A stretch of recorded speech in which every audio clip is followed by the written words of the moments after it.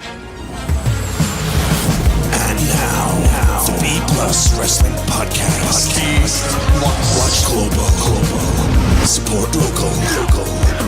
It's the B Plus Wrestling Podcast.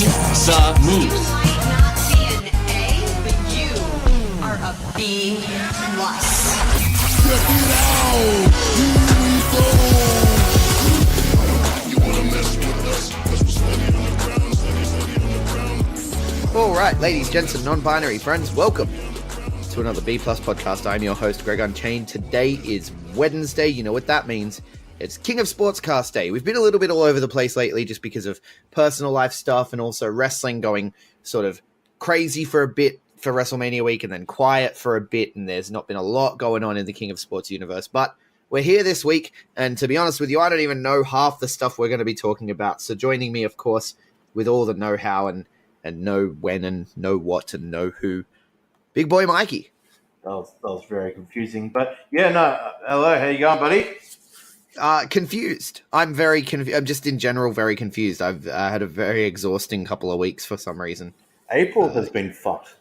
Seriously, Yeah. April is fucked. Like, it starts off heavy with wrestling, and then you've been in and out of illness for the last couple of weeks, and like I've had grandparents, grandma passed away, and mate, just everything's happening at once. So Yeah, it has been a bit of a crazy month, to be honest with you. But it is what it is. We're here. Let's talk about King of Sports. New Japan coming to Australia. I know you already talked about this, but it's something to be excited about. They're skipping my hometown, so I don't get to see them. yeah, I would travel to watch one of the shows, except tickets are like $200. yeah. I'm yet to get my tickets. I have to admit. Being a New Japan guy, I should be getting onto that ASAP. But yeah, it is. Yeah, but at the same time, the cheapest seats in the Sydney venue are $100. Yeah, and then Like, that's the cheapest. and they're not seats. That's mezzanine. So Yeah, that's standing. Yeah. Let's talk about it. It's a bit steep, right? look, it is. I don't know what the aspects are of. I mean, the Melbourne side of things I haven't seen the Melbourne ticket prices. Are they quite similar? Yeah, Yeah. similar. Well, Festival Hall is a great wrestling arena.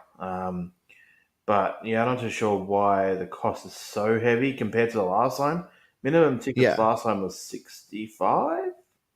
Yeah, well, I mean, who's been announced so far? There's been 4 names officially announced. It's Farley, Ospreay, Okada, and someone else. Was it Naito? No, Naito. No? And I'm going to be the bearer of bad news to any New Japan Aussie fans. I'm 99% sure Naito won't be here.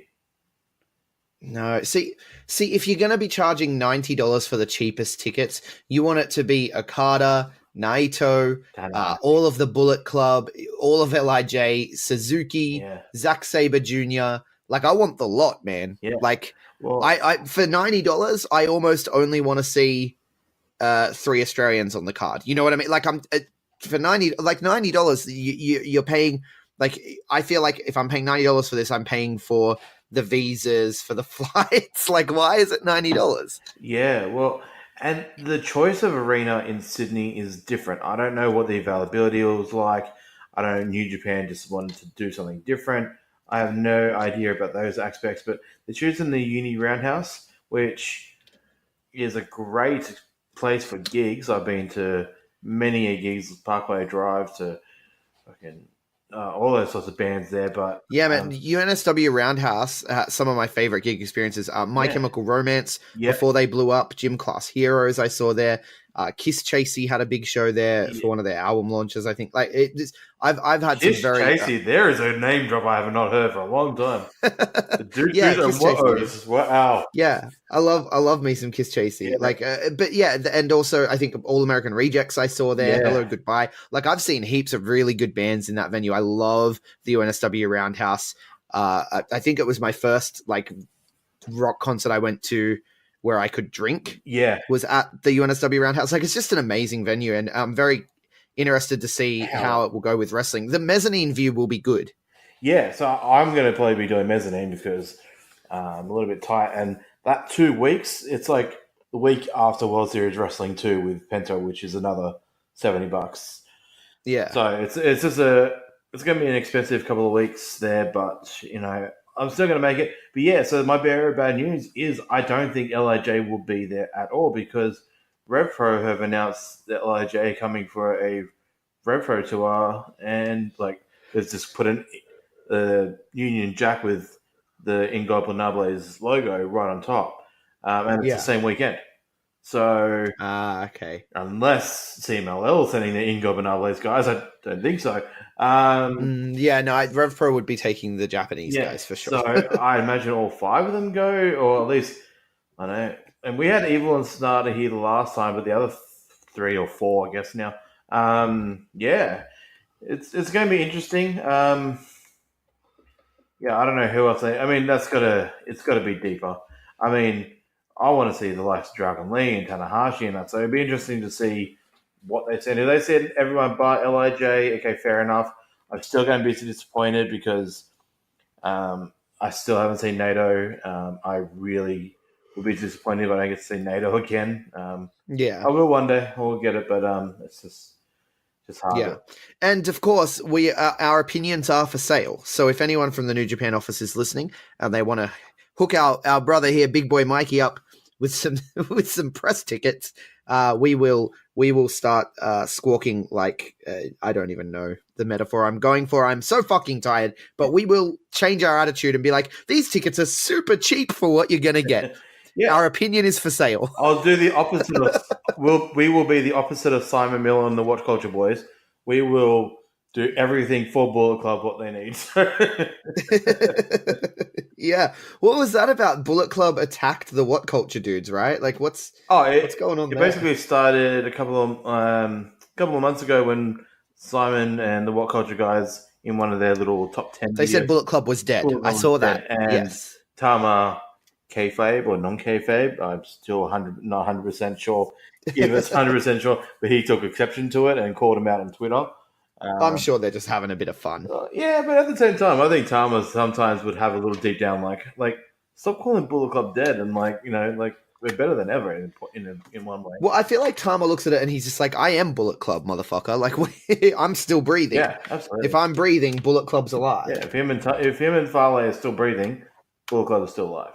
But and they just took it to another level, kayfabe wise, and had some fun with the Bullet Club block party at WrestleMania weekend. And there's even that new shot of Haku or Ming, whatever. Haku decking him, taking a swipe at him. I'm like, loved it. Amazing. But hey, let's get into some results and stuff. We're going to open with a promotion that we don't technically normally cover because it's not part of the universe, but it is. Would this be Noir? Noir, yeah. Well, because it's on Cage Match, it's actually NWA / Ring of Honor present. So it technically falls under it, but I covered the preview last week. But it was very Ring of Honor heavy, so basically let's call it a Ring of Honor show in a way. But the Crockett Cup we're talking about, of course, the tag team tournament to crown NWA tag team champions, making the cup itself kind of redundant, but okay, whatever. Yeah, let's do this. Yeah, I'm full disclosure. I'm still halfway through it. I'm up to Villain Enterprises versus Briscoes, which I paused so that we could start recording. It's shaping up to be a pretty good match, Villain Enterprises versus Briscoes. But I do have the results. Okay, so you're not, I'm not spoiling this for you. No, we're not spoiling anything. It's fine. Yeah, because this is the last 10 days is spoiler city for everyone. But all right, so. I'm not going to run through all the teams that were in the Battle Royal. There's a whole bunch of teams in there, about 10. Probably the biggest being Rhett Titus, Mo Ferrara. The boys were in there, Jay Bradley and Josephus. But the team of Roy Isaacs and Tom Latimer, I don't know a whole lot about Isaacs, but Latimer was once Bram from TNA. So they won the Tag Team Battle Royal to get into the tournament. The first round matches, we had Bandito and Flip defeating Guerrero Mayo Jr. and Stuka Jr. So that was the CMLL representation there. Roy Isaacs and Tom Latimer defeated the War Kings in Crimson and Jack Stain. So that was an all NWA match there. The Briscoes, Jay Briscoe and Mark Briscoe, of course, defeating the Rock and Roll Express, the legendary Rock and Roll Express, in Ricky Morton and Robert Gibson. And for their age, they can still go. They can still go. Yeah, absolutely. Yeah. They can still go. Do we want to talk about the matches as we go, or are you going to run through the results and then I'll pull out some names? Then first round also, the last match in the first round, Villain Enterprises, Brody King and PCO defeated Satoshi Kojima.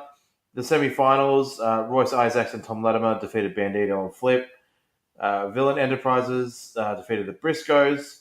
And then in the final, and it turned out to be for the World Tag title, like you said, Villain Enterprises, Brody King and PCO defeated Roy Isaacs and Tom Latimer.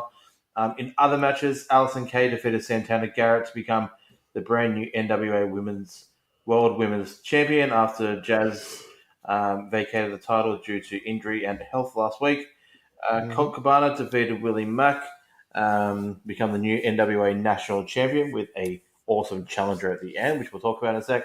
And the NWA World Heavyweight title, this was my match of the night, easily. Nick Aldis versus Marty Scurll. Brilliant match.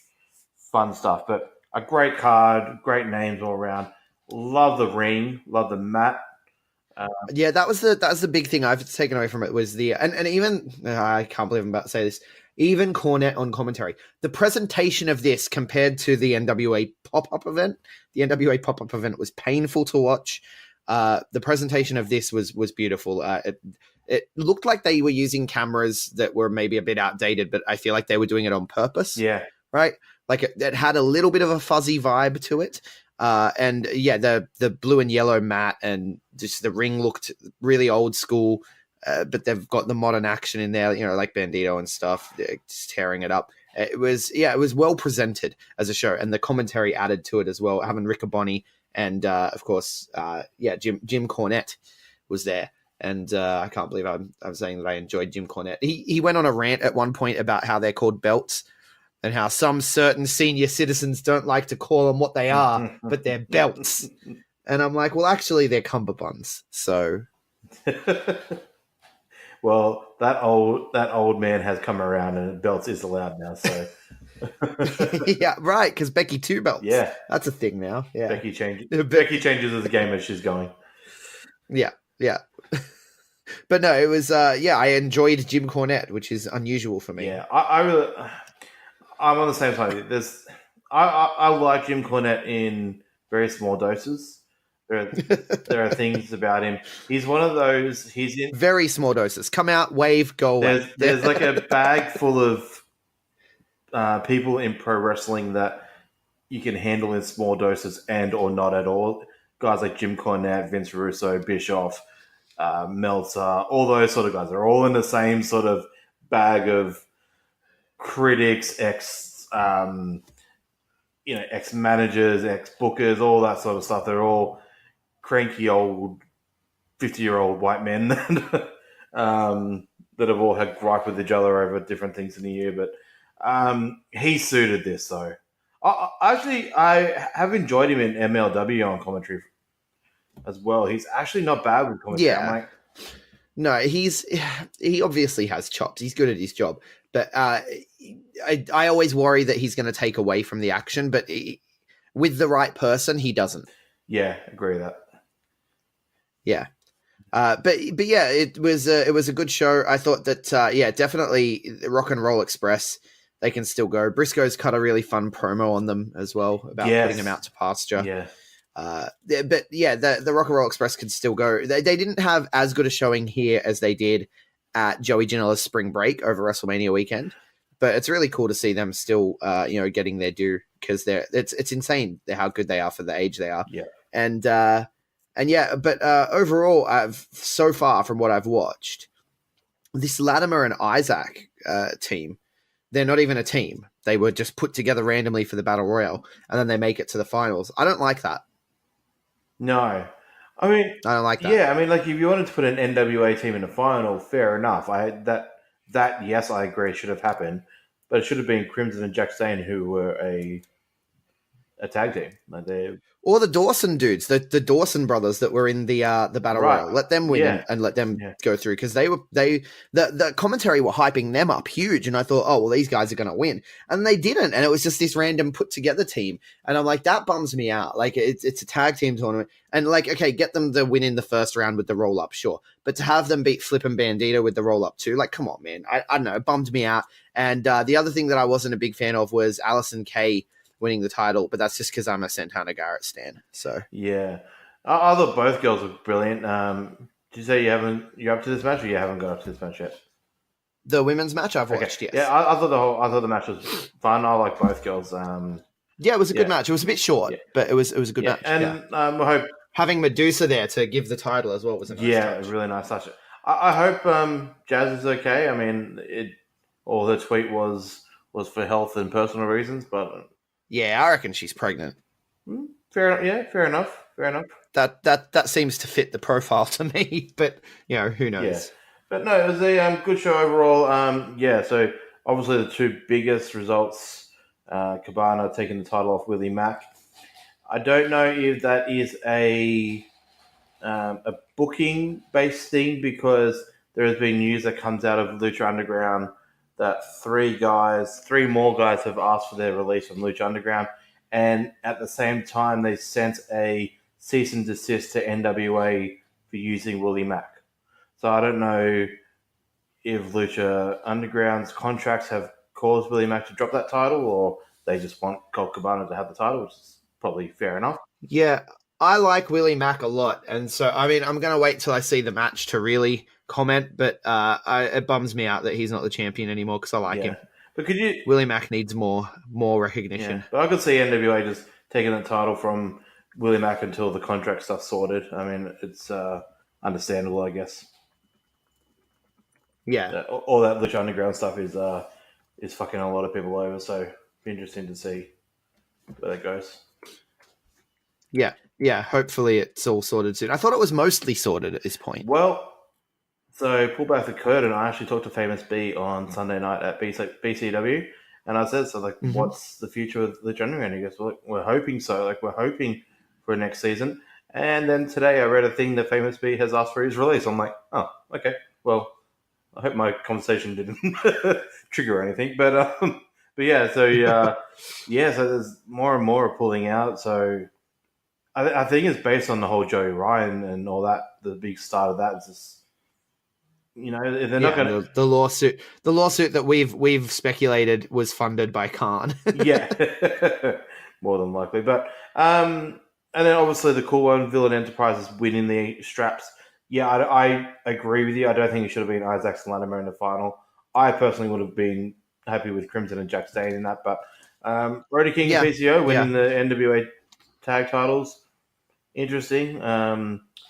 Brody King's a 3-belt boy right now, isn't he? He's the World Series Wrestling tag titles. He has the NWA tag titles, and he has something else around his waist. I saw a picture of it the other day. But Villain Enterprise is just killing it. Like, yeah, they're a hot stable, and they started here in the great land down under. This is why people should be paying attention to the Aussie Graps. Yeah, exactly. Yeah. Then, but moving on from NWA had a good showing overall. I think this was probably the best since their return. The best show they've put together themselves. Yeah, I agree with that. Well, I say themselves, but obviously, like you said, very heavy Ring of Honor influence. But yeah. And that's the way I think NWA need to go forward just for a while until they really find their own footing. Because with AEW and Ring of Honor and all that, Impact, Major League Wrestling, there's a lot of talent taken elsewhere. And I think for them to really build a successful bridge, they just need to work with every company and just do what NWA used to do. But like, don't lock yourself into anything, but travel from country to country, promotion to promotion. I think that's the way to go for them. But yeah, moving on from NWA, New Japan, in the midst of their Road 2s, for Road 2 Dontaku, it's been going for about 2.5 weeks. On a lot of the hype on New Japan has sort of dissipated. It's gone to nowhere. Like, there was lots of hype for G1 Supercard, Madison Square Garden, and then the show happened and like it was good. and then everyone's just like, okay, cool. Like, let's not bother talking about New Japan again until Dominion. Which is, which is fair enough. At this time of year, New Japan always kind of quietens down, then Dontaku, then Best of Super Juniors starts picking everything back up. Yeah, well, that's it. We're about to hit my favorite time of the year, which is Best of the Super Juniors, man. Like, it's going to be so good. Like, I'm going to be in America for the last 2 weeks of it. I don't care. I'm getting up at 2 or 3 a.m. to watch my boy. I don't care. Every match he has, I'm watching. Didn't we podcast every day during the last Best of the Super Juniors? God, it felt like it. I know we probably did it. We probably did once a week, but like we were watching every day, and it was like something like 70 million hours watching those Best of the Super Juniors. And that's when we would have started B Plus podcast all the way back then. Yeah, we were very fresh. We were very fresh for last year's BOSJ. Yeah. So we'll have to do a podcast before for a preview, and then, I mean, you can talk about some results as I'm away, then when I get back, we'll just review the whole body Best of Super Juniors, I guess, somehow.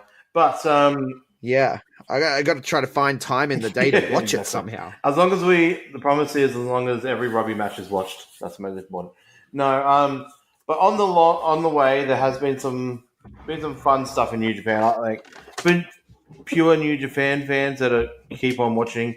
Not all the road tours have been in English or on recorded at all, but on Monday night they had a show. I've never heard of them using this term, but Wrestling Hinokuni, and I'm probably butchering that. Hinokuni, yeah. I've heard the phrase before. Standard road to looking show with just two main event matches, which was Guerrillas of Destiny putting their tag titles on the line against Togi Makabe and Toru Yano. Guerrillas of Destiny retaining their the tag titles that they care about, because they do not care about the Ring of Honor titles. They've stated this. And in the main event, it was Jay White versus Hiroki Goto, which was a really, really good match.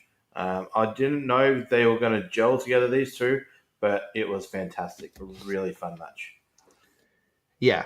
Yeah, I feel like Goto is super underrated. Like, he'll have a good match with just about anyone. I saw it today on someone on Twitter. I can't remember who said it, so I'm not going to call you out.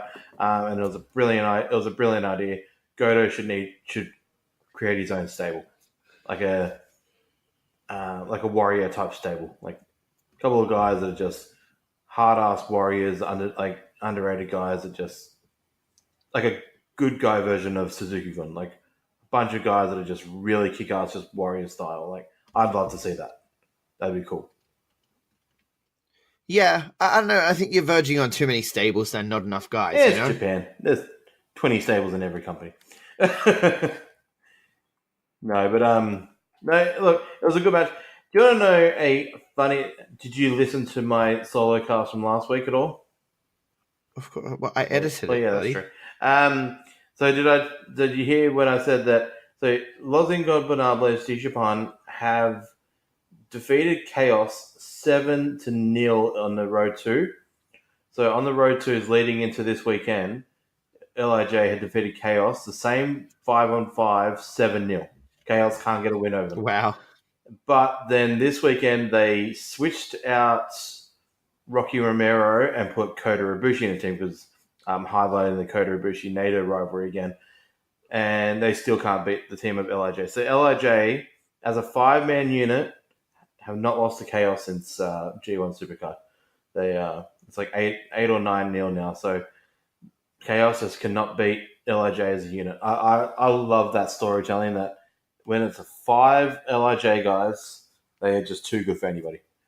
This is a dream team of Okada, Shonyo, Ishii, and Ibushi. They still can't. Chaos still can't. Okada, Ibushi, and Ishii should be able to beat a version of LIJ, and they can't. It's just, I love that storytelling. It's fantastic. Yeah, no, I agree. It's fun, but I don't know if I like. I don't know if I like getting that many wins over them. Yeah. You know what I mean? I guess it's. But then, obviously, in the main matches, you're going to have the guys from Chaos go over. Finally, kind of thing. But there's a couple other sort of rivalries building around. Juice and Chase are continuing on their thing. Yeah, it's great. Liga and Minoru Suzuki going at it in a rivalry, which is fantastic as one of Liga's last rivalries. I think maybe Liga's Suzuki at Wrestle Kingdom or Dominion would be a really beautiful thing, just one-on-one. Imagine if they went for Liga's mask. Do you reckon they'd do it? No. Maybe. Would you give that to Suzuki before Suzuki to take the mask off Liga? No, you don't want to give it to Suzuki. Doesn't need that. Maybe interesting to see if Suzuki tries to go for it though. No, give it to like Ishimori. Yeah, true. Like, yeah. No, you don't give it to someone like Suzuki. Suzuki doesn't need it. But I don't know. I don't know if I'd want to see them go that way. I'd rather see him hand the mask down. Let's make Robbie Eagles the new the new Jushin. No, that face is too pretty. Face is too pretty. No, but you know what I mean. Like, give it to one of the young lions. Let someone new take on the mantle. Like, that's something that they do in Mexico that I would like to see them do more. And they've done it in Japan. Like, there've been a bunch of Tiger masks. Tiger mask. But maybe Jushin Thunder Liga. That's for you, Ben. I'm gonna say it both ways every time now. Jushin Thunder Liga. Maybe Shota Umino? Maybe. Yeah, well, I don't know. I don't know who, but maybe he's too iconic of a character to do that, though. I don't know. I don't know. Like, I guess so, but I mean, like you said, Mexico do it. You know, there's about 5 different Laparcas, and AAA have managed to create a legacy for the shit Laparca somehow. So it could work. But yeah, it'd be interesting. But look, New Japan's kind of quiet at the moment. We will do a little bit of a preview. Do you want to do that now or a little bit later of Dontaku? Because those cards are good. Promotional consideration paid for by the following. Hey guys, just a reminder, if you want to hear all of these wonderful B Plus podcast episodes completely ad-free, make sure you head over to Patreon or Podbean, where we are the featured podcast this week. You can subscribe for as little as $1 a month up to $10 a month, where anything you want to help us with, it really helps out. It's going to help us grow the site. It's going to help us redesign some things, and everything that we get through this and through the advertising as well is all going straight back into the podcast so that we can get Aussie Graps out there for the rest of the world to hear about, for the rest of the world to see, so we can grow this mission of watch global, support local, and build indie wrestling. So if you want to be a part of that and get some really cool rewards like call-in shows, bonus episodes, ad-free like I mentioned, then head over to patreon.com/theb+ and subscribe today. Hey everyone, just want to take a second to tell you about one of our new sponsors, OUTBREAK NUTRITION. OUTBREAK NUTRITION are creating supplements for survival, sharper minds, quicker reflexes, all the energy you need to take your performance to the next level, whether that be on the field, in the gym, on the gaming field. That's right, they have specifically designed gaming supplements as well to help you focus on those late night sessions. They even sell coffee, you guys, at OUTBREAK NUTRITION. You can get coffee pods, you can get coffee beans, you can get supplements for the bedroom as well if you want to enhance your performance there. These are performance enhancing supplements for every aspect of your life, specifically designed by gamers, for gamers, to stay fit and healthy in the gym, to stay sharp and focused on the game, and to dominate in all areas of life. So check out OUTBREAKNutrition.com, and for being a listener of our podcast, they will give you 10% off your order when you enter the code B+. That is BPLUS at checkout. So make sure, if you want to stay on top of your game, if you want to take your performance to the next level, OUTBREAKNutrition.com, enter the code B+ at checkout. Yeah, hit it, buddy. I haven't even seen these Dontaku cards yet, so let's do it. It's a 2-nighter. Dontaku is one of those sort of nights where it's 2-nighters. Okay, let's run it through. This Friday nights, May 3rd. We've got a 6-man, Young Lions 6-man, led by Honma and Hanari. Hanari's got Yoda and Yuya. Honma's got Shota Umino and Narita, so that's a clean victory for Honma's team there. You got an 8-man between Taguchi, Tiger Mask, Liga, Yoshihashi going up against Taka Michinoku, El Desperado, Yoshinobu Kanemaru, and Minoru Suzuki. You got 6-man of Will Ospreay, Yano, and Makabe versus Hikuleo, Tama, and Tanga. In Bullet Club, you got Sho, Yo, and Kota Ibushi taking on Shingo, Takagi, Bushi, and Naito. So it's a 6-man there, so let's see, that's a little bit different. You got Mikey Nichols, Juice Robinson, and Hiroki Goto going up against Chase, Owens, Bad Luck Fale, and Jay White. Mikey versus Jay White is going to be a very interesting combination. I want to see that. Ishii, They're really getting behind they Mikey are, Nichols, and he's aren't starting they? to look good. He's starting to look comfortable. He's picking up like big matches, if not big wins. He's picking up big matches, which show that they like big singles matches, which show that they have faith in him. But I don't know. I still don't know if he's really performing at the level that I'd like. Like I like Mikey Nichols, but I feel like he still feels like a tag team guy that doesn't have a partner. Right, I mean, maybe it's just me. Maybe that's just because I'm looking for that. maybe you are right, because Mikey spent a good 5 or 6 years as part of that tag team, or even longer, however long they started. But Mikey Nichols knows how to work Japan. Like, obviously their work in Noah before they even came to NXT was phenomenal. I don't know. His first couple of matches, I was like, oh, this is awkward. I was watching the other nights. He actually looked a little bit more comfortable. So hopefully, he's only been there for what? New Japan Cup, so 2 months. I reckon give him about a year. I reckon he'll be, in about a year's time, we'll be like, oh, why do we even say this? I think he's too good of a wrestler to lose it too much.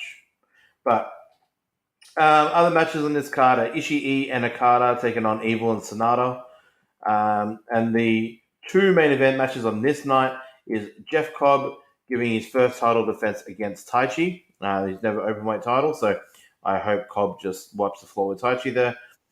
And then in the main event, Dragon Lee has his first defense against Taiji Ishimori, a rematch of sorts. New Japan don't give rematches of sorts, but Dragon Lee accepted the challenge anyway. So that'll be a fantastic rematch. Yeah. Just a one-on-one would be great. And the return of Hiromu. Yeah, I expect that's going to happen. No? It's got to happen soon, right? Yeah. And then night 2, which is Saturday, you got Narita and Shota taking on Yoda and Yuya. You got Taguchi, Tiger Mask, Towa Hanare, Yoshihashi, and Jeff Cobb taking on Taka Michinoku, Despi, Yoshinobu Kanemaru, Minoru Suzuki, and Taichi. You got Liga, Yano, and Makabe taking on Jado, Tangaloa, and Tama Tonga. You got Honma, Mikey Nichols, Juice Robinson, and Hiroki Goto taking on Hikuleo, Chase Owens, Bad Luck Fale, and Jay White. You got Will Ospreay and Dragon Lee versus Taiji Ishimori and mystery partner, which we are all expecting is going to be ELP. It's El Fantasmo. Yes. El Fantasmo. Good to see him in New Japan, see how he works. It'd be good.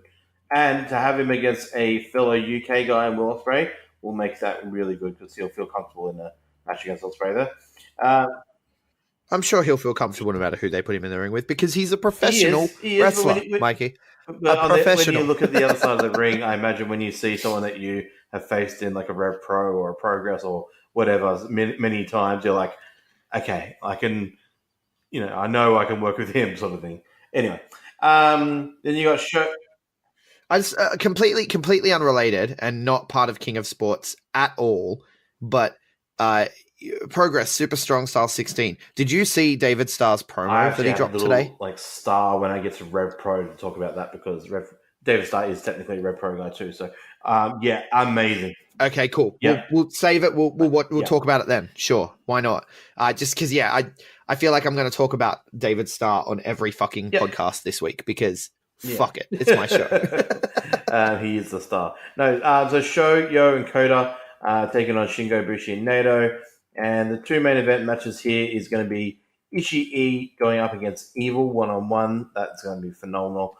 And then in the main event, Okada giving his first title defense since winning it back at MSG against Sanada, the man that he faced in the final in New Japan Cup. So that's going to be brilliant. I obviously don't expect Sanada to take the title there, but it's going to be an interesting couple of nights. New Japan finally getting back into their swing of things. Once this is done, then it is open slather for Best of Super Juniors. I did have a little word with Mr. Robbie Eagles on Sunday night. He does fly out the day after the PWA May 10 event, the Sunday night, ready to go straight into New Japan. But yeah, I haven't asked about. We'll touch on it close to the time. I ran down all 20 members of the Best of Super Juniors, but are you feeling it for the Best of Super Juniors? You feel like you're... Oh man, this is a stacked fucking lineup for Best of the Super Juniors, and some of the matches. I want to see the blocks. They haven't announced the blocks yet, have they? No, I'm looking at the schedule now. Nothing blocked. No. See, because I want to see, because some of the potential matchups. I mean, we could get Robbie versus Marty. We could get Robbie versus Will Ospreay in a New Japan ring. We can get Robbie versus Gresham in a New Japan ring. Robbie versus Bandito. Like I'm just, oh man. It's like for the potential Robbie matchups and also just all the potential matchups. It's a fucking stacked lineup. And I'm very happy with CMLL's representation. Obviously, Dragon Lee is a champion, but they're sending Teton over. Teton is fantastic. Teton, yeah. I've seen him on. They've done a few things. I think they sent Soberano Jr. last year. Was it Soberano Jr. or was he in a junior tag? I can't remember. No. Dragon Lee was one more. Last year. Volador Jr. Yeah, he was. Volador. Volador Jr. But this is the right guy to do it. That sounds more like it. This is the right guy to do it because he's a younger guy. Soberano Jr. and Volador's been around for years, but it's going to be brilliant. I love Best of Super Juniors. So happy. Yeah, and you mentioned Robbie, of course. We're talking about Robbie. He's in the Best of Super Juniors. He also has a poll up on Facebook at the moment for his new shirt design, which is the Mr. Sparkle. Robbie Eagles, Mr. Sparkle, because he's going to Best of Super Juniors. It's a brilliant design. And he has asked people, should it be a black shirt or should it be an other color shirt? And at the moment, as I'm looking at this right now, 53% say other color. We are winning this war, Mikey. Robert, color. Or other color, all the way. Please, everybody. Yeah, well, I mean, that you want to make the most money, you do half black and half other color. You have that ready by May 10, Mr. Robbie Eagles. I know you'll listen to this. If you have that ready by May 10, I will buy one at PWA. I just can't wait for the day when we have B+ shirts and we inevitably have black designs and everyone's like, oh, I thought black shirts aren't cool. And I'm like, yeah, they're not cool, but I need to make money off you motherfuckers. So maybe, okay. Well, that was aggressive. Got aggressive. Am I ever not? Let's be real. I'm a very blunt individual. Speaking of blunt and individual, actually, that's not a segue. I can't segue that. Ring of Honor TV. Did you get a hold of Ring of Honor TV this week? Was there anything exciting that came out? Yes, I did. Ring of Honor TV, I guess I could give quick results for that if I have to. It's kind of my job. Matt Taven starts us off, coming out. This is the first Ring of Honor TV for the TV tapings after the Madison Square Garden show. So Matt Taven comes out, you deserve it. No, you don't. And he says that he's earned this and he was overlooked and underappreciated, but now after Madison Square Garden, he goes down in history. And he's right. He's always going to be the guy that won the main event at Madison Square Garden for Ring of Honor, right? It's we can call it the main event because it was the title match, Anyway, then Flip Gordon comes out and he's like, you know what? I earned an opportunity by winning Sea of Honor, and everyone's like, oh yeah, we forgot about that. And he's like, so I'm number one contender now. And that's about it. Then we get Silas Young versus Jonathan Gresham. Great match. Great wrestling match. Really enjoyed this match a lot. It's my kind of wrestling. They, working the wrist, working the hold, because Silas said he was going to make Gresham submit to a hold. And ultimately he did. He went out and he got the ring bell and he got a chair. And the ref took the chair off him, but he hid the ring bell, the hammer. And he hit Jonathan Gresham with the hammer, knocking him out cold, locking him into an abdominal stretch. Ref comes in, looks like he's passed out in the abdominal stretch, and calls the match. Very clever finish. That. No, that's clever. Yeah, so that was fun. So we're going to get more Silas Young versus Jonathan Gresham, I suppose. Then we get Kelly Klein saying she's going to clean up the hot mess that is the Allure. No one cares. Bully Ray put Tennille Dashwood through a table. That happened last week on Ring of Honor TV. But we saw it again here. Then we saw Haskins and Hot Sauce cut a promo in response to that, basically calling Bully a scared little boy. and that he should just face them like men, etc. Lots of toxic masculinity. But hey, it's wrestling. Briscoes versus Caristico and Soberano Jr., something I thought you'd be interested in. The Briscoes pick up the win here with the Redneck Boogie, the J Driller, and the Froggy Bow all at once. Really good match. Caristico and Soberano Jr. were just sort of flipping all over the place. It was kind of hard to follow. Caristico is insane. Like he's one of my favorites. He's the obviously Botchkara. Yeah. Botchkara. But Soberano Jr. He's phenomenal. He did some really cool things on Fantastica Mania and that. I'm surprised they haven't caught in Mystico yet. Yeah. So that over there. I'm surprised I haven't seen it. Yeah, but that was it for Ring of Honor TV. Ring of Honor's kind of in this weird place post Madison Square Garden. They didn't have a very good showing at Madison Square Garden. And then they had, oh man, what was the show called that they had? Masters of the Craft. They did Masters of the Craft like a week later. And it was like in ring, they had better matches. Like they had a Iron Man match and stuff, and it was really good. But in ring, it was better than the actual Madison Square Garden offering. But no one was talking about it because everyone was super burnt out from WrestleMania week. And now they're just sort of chugging along again back on TV. And it's just sort of business as usual. And I would have liked to see them capitalize more on, I guess you've still got the stuff going on online with Enzo and Cass. We could talk about that, Enzo and Kaz XL. With their little online Twitter promos back and forth with, I mean, Enzo's been going back and forth with everyone from fucking Joey Janela to your mum. But Big Kaz is the one, he's been going back and forth with Tama Tonga. Where do you see that ending? Because the Ring of Honor tags don't mean shit to the Bull Club or Tama and Tanga. They don't mean shit to them. Obviously, they want all the gold, but they do.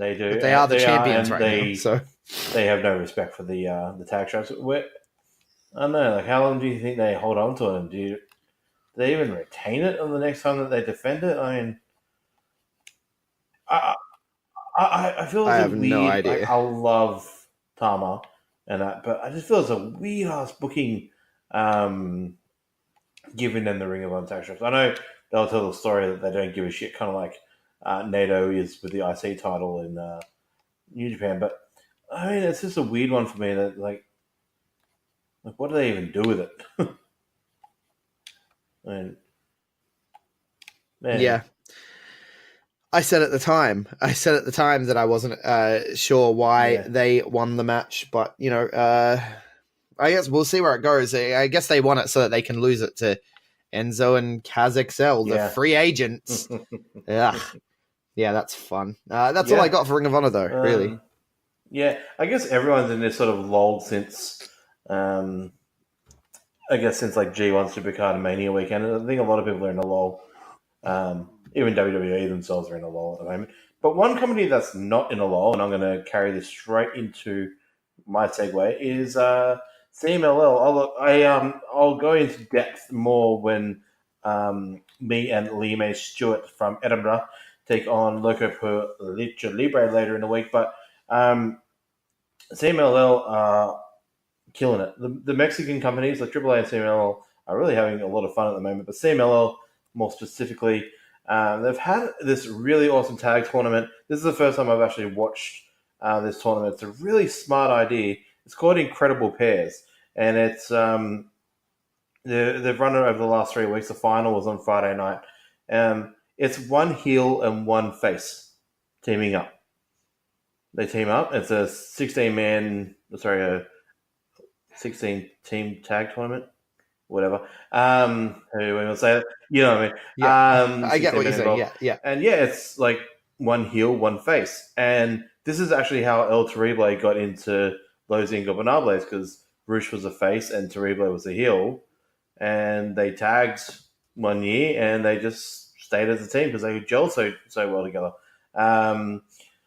It's a great concept. You know me, I love tournament play, and CMLL do tournament play better than nearly anyone. They do that sport process kind of like New Japan do.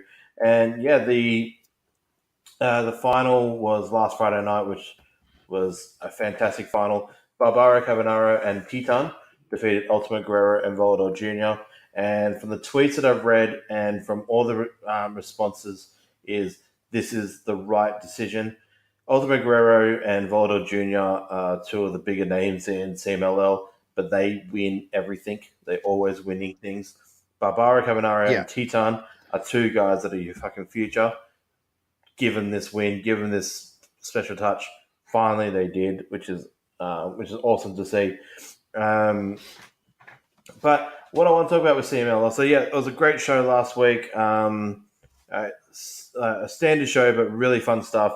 They had a team of Quattro and Forestero teaming with the legend Mascara Arno 2000, who is about 63 years old, came back to wrestle against Angel de Oro, Niebla Roja, and El Soberano Jr., who I guess did the magic of TV thing there. Wrestled on Friday night as well, whilst he wrestled in Ring of Honor. Yeah, Love it. that's the Love magic it. of TV But taping. Most important thing is this Friday, for any Aussie fans that are listening to this, on Saturday, watch CMLL. I'll try and timestamp it if I've already watched it in the afternoon. I'll try to stamp it. Adam fucking Brooks is making his debut in CMLL this Friday.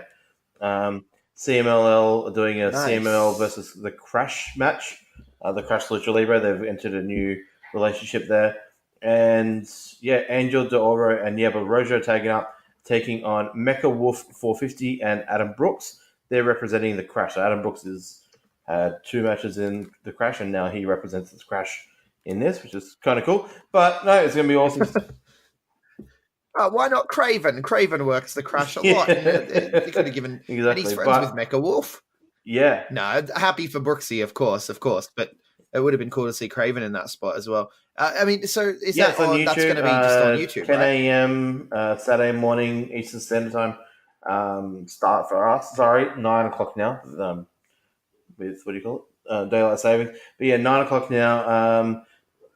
I think it's the second last match, so it'll probably be about 11 o'clock. But if I watched it and no one has, I'll timestamp it so people can go straight to that match if they need to. But yeah, it's going to be cool to see Brooksy in a CMLL ring. He's going to look very good. And he's got 2 younger guys in Dioro and Niebla Roja, which will be cool. But I'll go into depth on that a little bit more later in the week because that show will be post that. But yeah, that's going to be cool for Brooksy. And that's about it for CMLL this week in terms of this. But also cool in RevPro this week, you got another cockpit show. Brian Pillman Jr. makes his debut for RevPro this weekend, which is sick. He's taking on Josh Bodum. You got James Mason versus Gabriel Kidd and Shah Samuels versus Dan McGee. They're the only matches announced. But 2 major points coming out of RevPro. Let's end it with what you're going to talk about. But my first thing is... We'll end the King of Sportscast talking about something completely unrelated to King of He's Sports. got a Ring of Honor title shot, doesn't he, soon? Is that coming up, the Israel thing? He does, and he's a RevPro. He's got a RevPro title match. He's part of the King of Sports universe. That's fine. But before we go on that, Kid Lakos. I guess he is somewhat of a progress guy as well, but he has done a lot with RevPro over the years as part of CCK.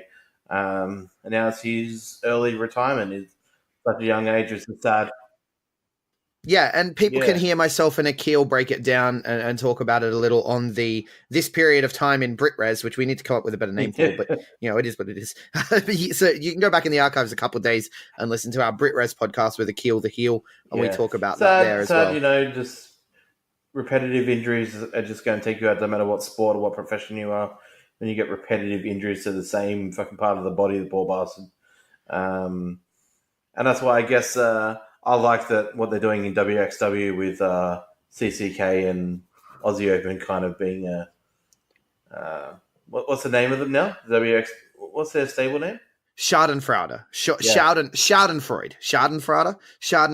I don't know how to say it. Schadenfreude. As Cage Match are technically calling it a Fight Club Pro stable, but it's I not. guess it'll be it's kind of like, across all the different European promotions there in a weird way. But I love it. But yeah, that's it for RevPro. But let's talk about the man David Starr that you want to talk about. I should note he does have a match on May 10th, which I'll cover next week against El Fantasmo, which is post El Fantasmo going over for Don Taku. He's got a ladder match against El Fantasmo for the British Cruiserweight Champion. I actually believe he'll take it off him, and I think he'll have the British Cruiserweight title for a while. But yeah, let's talk about his promos. If Cody and Dustin haven't done their 2 promos in the last couple of weeks, this is easily the best promos in almost. Man, David Starr, he's one of the best promos in the business right now. And so he did the whole thing with Ring of Honor, where, and we didn't talk about it enough on this show, I don't think, because of other things that were happening, but he did, no, we did talk about it. He did the promo where he basically went off on Ring of Honor for being, a right-wing corporation exploiting and what have you, and throwing a bone to the Jewish boy for that match that they had as part of the Passover festival, which was a couple of weeks ago, I think. Obviously Jay Lethal won the match. We always knew he would, and the promo even said basically that this is a formality. It's ridiculous, and and he had to delete that. And David Starr is just so punk rock, and the whole thing at the moment with Progress is Progress used to feel punk rock, and it doesn't lately because they're in bed with WWE. And so he's cut this brilliant fucking promo that dropped today. We talked about this. We talked about this with Akil on the BritRes podcast. Go back a couple of days and listen to it. But I just wanted to gush about it because I said on the BritRes podcast, I said, I think it'd be really cool because David Starr is the most punk rock guy in wrestling right now. If they want to get their punk rock vibe back, they really need David Starr to go anti-WWE, to be like, I am independent wrestling, to be like, I am BritRes, even though I'm this little American kid. I'm more BritRes than Progress because Progress sold their soul to the corporation. That's where he needs to go in order to give Progress that vibe back, because it feels punk rock when you're rallying against the man like that. And Akil was saying, I don't know if they would do that though, because WWE are signing their paychecks, which makes a lot of sense. But they did it. Well, whether they did it or just David Starr did it himself, I don't know. But someone made the call here, and David Starr's uploaded a promo where basically, he says, Super Strong Style 16 is us versus them. Pick a side. And he's talking about how it feels different. And there's because it's got, Trevor Lee is in it, and he just got signed to NXT. Right. DJZ is in it. He just got signed to NXT. Kyle O'Reilly is in it. Jordan Devlin, all the NXT UK guys and stuff. And so it's kind of David Starr versus the WWE at this point. And it's so fucking brilliant. And the promo, you got to watch the promo. I'll put a link in the show notes. Yeah. But hot damn, David Starr is the hottest thing in wrestling. It's very interesting because he's still the opinion. One guy that does both RevPro and Progress. Will was, but that was only here and there. He is. Because he's truly independent. He is truly independent. Yeah. He is phenomenal. I think I read something about from Dave Meltzer today. It wasn't regarding his promo. It was regarding Cody and Dustin's. But there are promos out in this world now with Cody and Dustin. Even here in Australia, guys like Matty Warburg. You got guys like David Starr worldwide.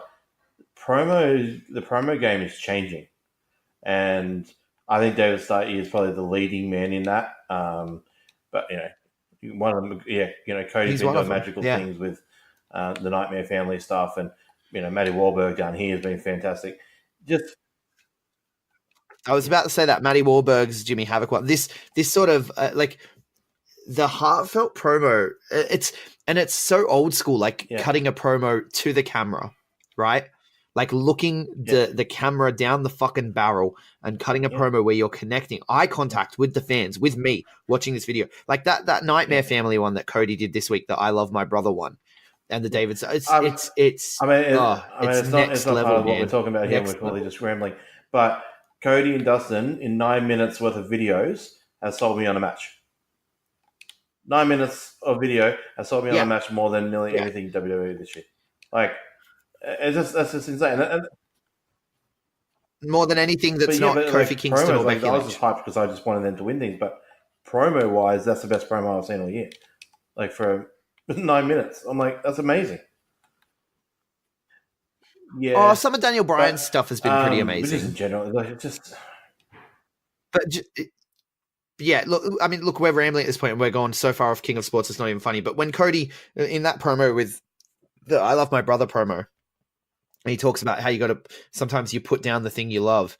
Like it's just amazing the way it's all crafted, and like even talking about the generation thing and CM Punk, tell me that what he did wasn't better than what The Rock would do every week.